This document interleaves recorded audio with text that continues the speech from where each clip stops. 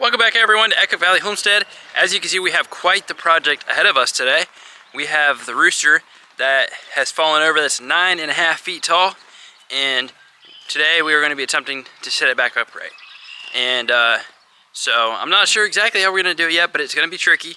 But we're going to figure out how to do it, and we're going to bring you guys along. So let's get started. Rover. What's up, buddy? How are you? What a warm welcome out here at the chicken pen. Rover always bright and full of energy.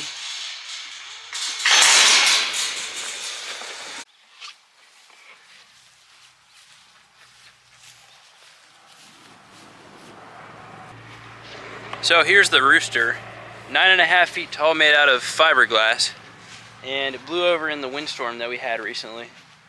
Now, I was thinking we need a tractor for this. Dad wants to try it by hand first, so we're gonna give it a go and see if two of us can lift it up once without getting the tractor out. So let's give it a try. All right, let's give it a try.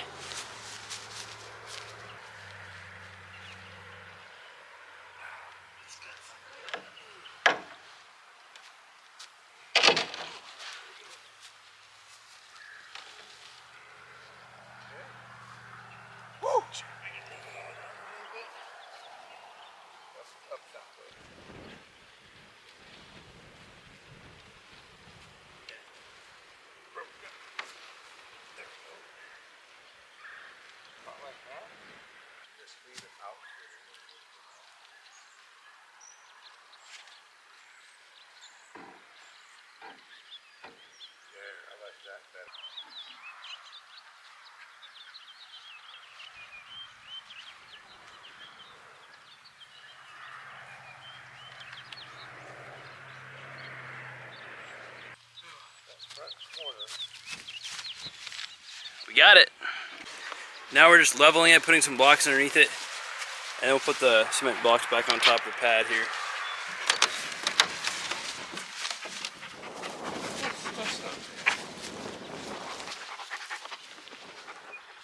Oh yeah, for anyone wondering what his name is Mark.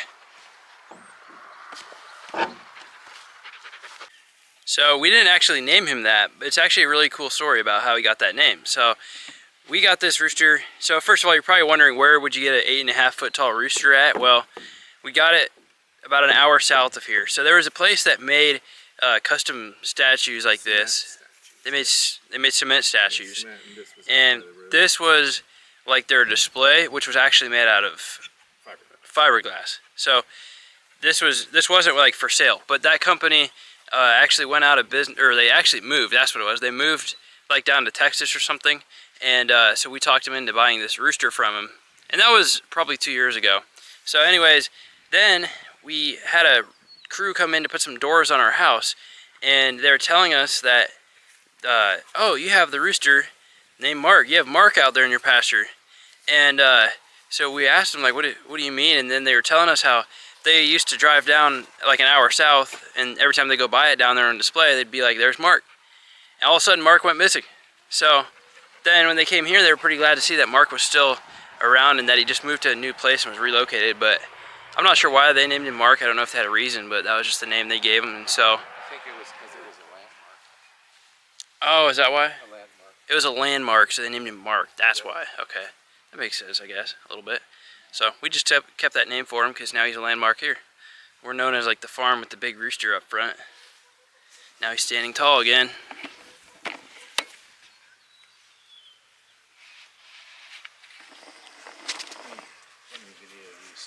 So here's a size comparison of how big this thing really is.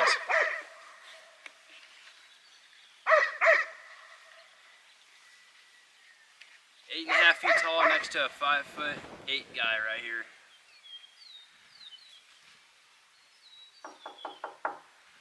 The chickens are all checking it out. That's their role model.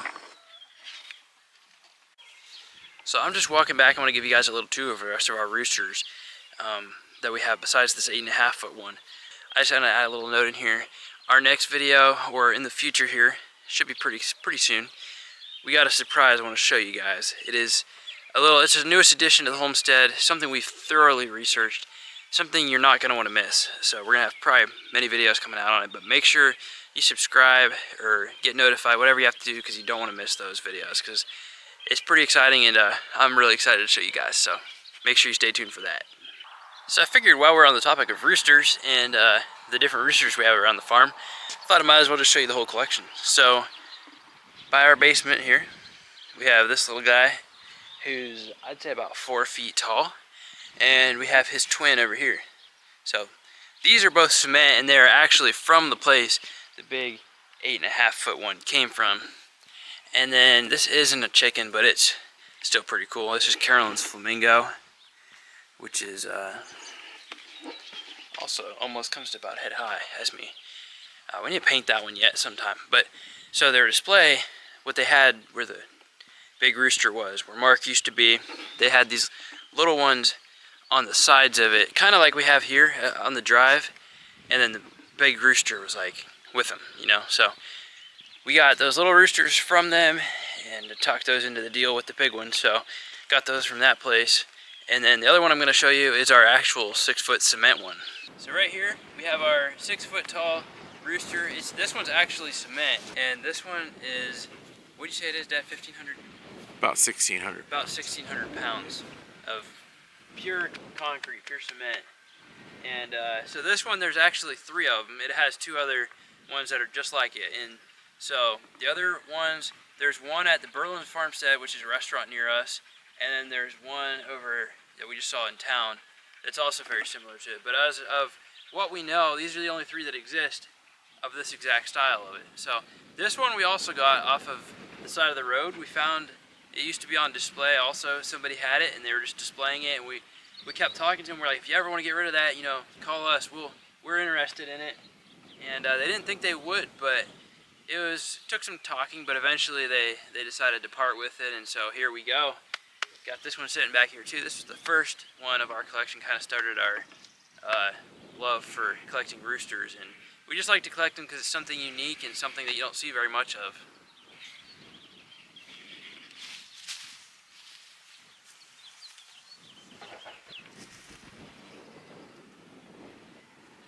And then also the big rooster, the ceramic one out there, we think it was made down in Texas, and as far as we know, that's the only place that makes giant fiberglass structures like that is down in Texas, and that's where that place it got theirs in from. And then these cement ones here, we're pretty sure these were made out in Indiana, and we're in Ohio, so just a few states over. So that's all just as far as we know. I'm sure they probably do have, there could be roosters like this as big in other areas, but those are the 3 we know of in our county. And so I'll also put some pictures in here of hauling them home. Those were quite the adventure. We got quite a few honks on the way home, so I'll put some of those pictures in, you guys can see that too.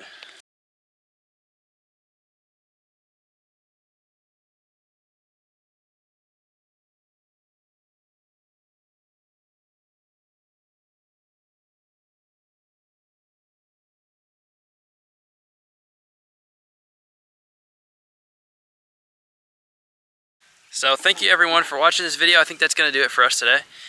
We got the rooster stood up, and then I told you about our different rooster collections. Yeah, so the 8.5 foot one got knocked over because of the 80-mile-an-hour winds that we had, that the past video is also aftermath of, and our rooster got blown over too. So we finally got to putting that back up, and it was pretty heavy, but I mean, I was expecting we needed a tractor for it, and we did it by hand. So you can see it obviously wasn't that heavy. Next up, we still have one more thing that we need to do from this storm. It knocked our hay feeder down the gully, so that's one more thing we're going to have to do yet. And we should be all recuperated from that storm. That's going to be it. Thank you guys for watching. Make sure you come back for our next one.